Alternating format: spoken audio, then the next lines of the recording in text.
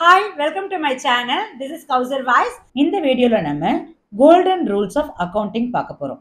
So accounting உடைய பேசிக் ரூலே வந்து பாத்தீங்கன்னா கோல்டன் ரூல்ஸ் தான். ஸோ இதுல we have three different accounts. Number one, personal account. Number two, real account. Number three, nominal account. சரிங்களா?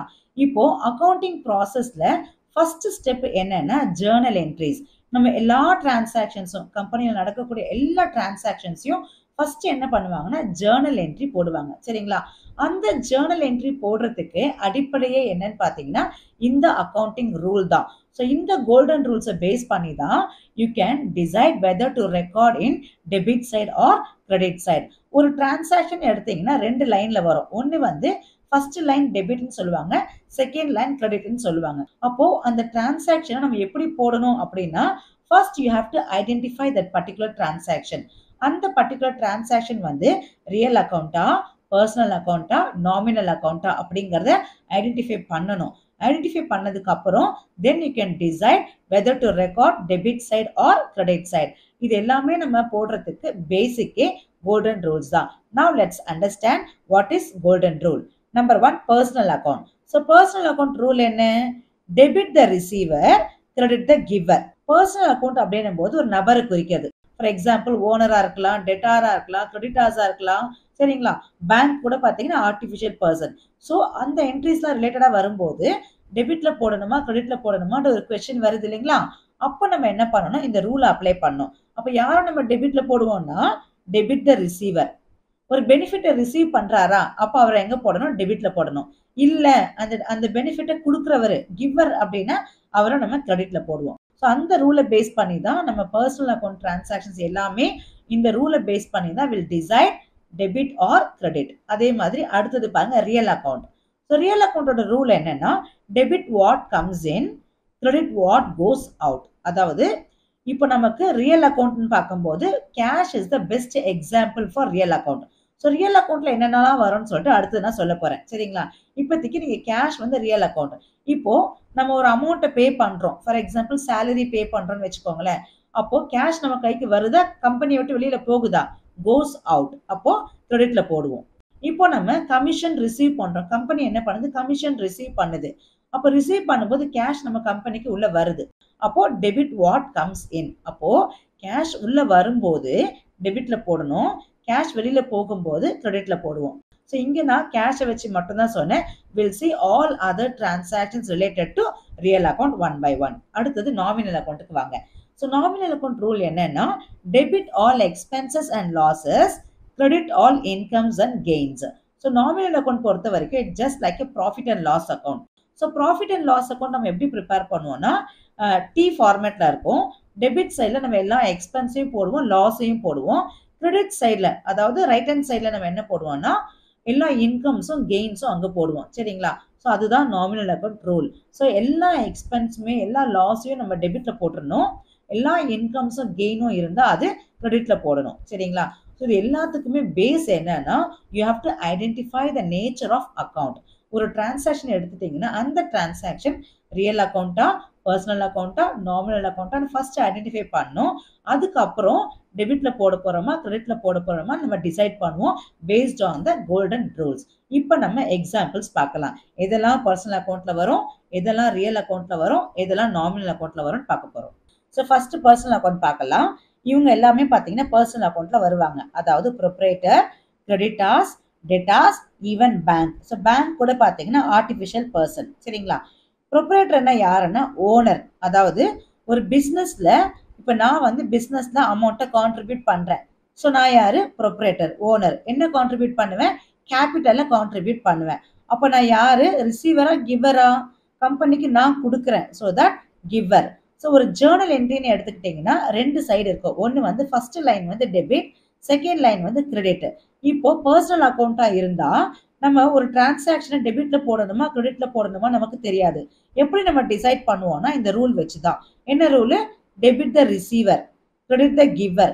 இப்போ நான் கேபிட்டல் கான்ட்ரிபியூட் பண்றேன் ப்ரொப்ரைட்டரா.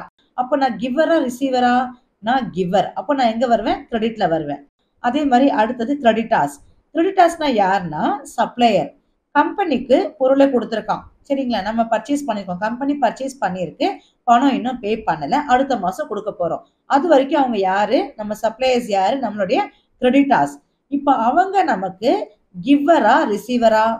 நமக்கு பொருளை கொடுத்துருக்காங்க, சப்ளை பண்ணிருக்காங்க. So that they will be comes under giver category. அப்போ அவங்க கிரெடிட்ல வருவாங்க. அடுத்தது டெட்டார்ஸ்.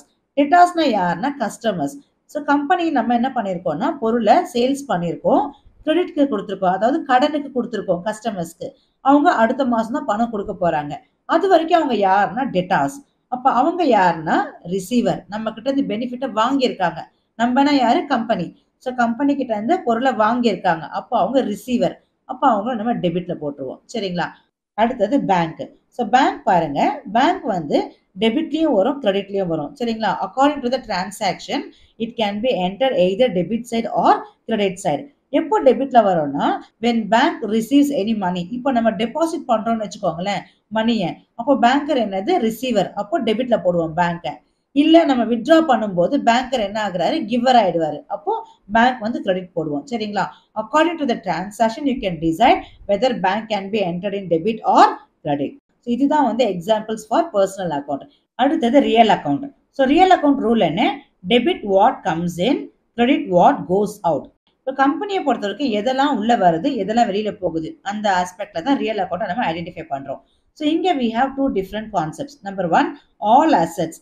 எல்லா அசெட்டுமே ரியல் அக்கௌண்ட் தான். நம்ம ஏதாவது ஒரு அசெட் வாங்குறோம், that asset is meant for use. நம்ம வந்து ரீசேல் பண்றதுக்காக வாங்கல, யூஸ் பண்றதுக்காக வாங்குறோம். எதுக்காக?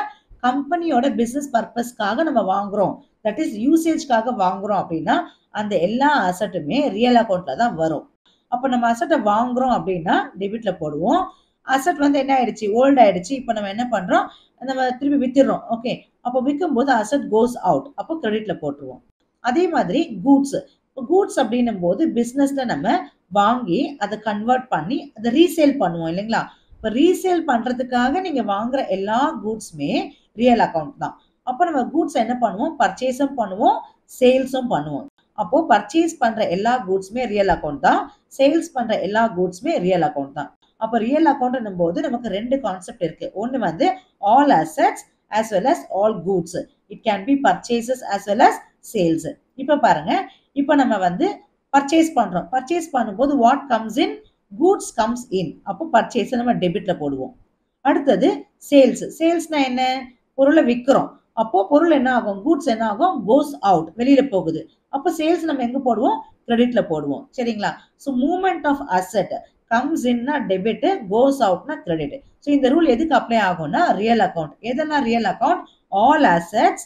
த best example is cash. So கேஷை நீங்க மீன் பண்ணி பார்த்தீங்கன்னா you can remember this rule.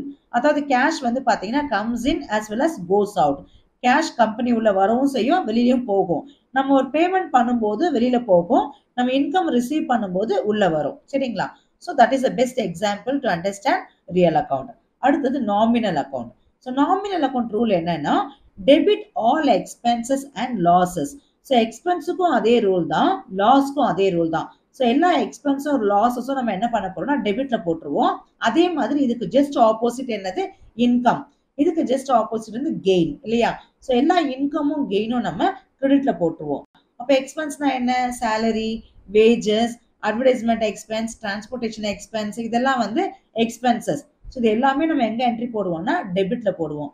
அதே மாதிரி இன்கம். ஸோ இன்கம் பார்த்தீங்கன்னா கிரெடிட்ல என்ட்ரி போடுவோம். For example rent received. So receive பண்றோம், அப்போ நம்ம ரெண்ட் எங்க போடுவோம்னா கிரெடிட்ல போடுவோம்.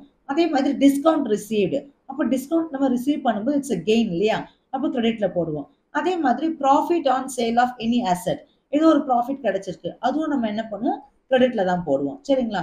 அதே மாதிரி interest received, dividend received, any income received, all those items will be credited in profit and loss account. So profit and loss account is the best example for nominal account. Debit all expenses and losses, credit all incomes and gains. So this is the way to understand golden rules of accounting. இந்த golden ரூல்ஸை base பண்ணி நம்ம அடுத்த வீடியோல journal entries பார்க்க போறோம். And இந்த video உங்களுக்கு பிடிச்சிருந்ததுன்னா ப்ளீஸ் லைக் பண்ணி கமெண்ட் பண்ணுங்க அண்ட் சப்ஸ்கிரைப் பண்ணி ஷேர் பண்ணுங்க. தேங்க்யூ.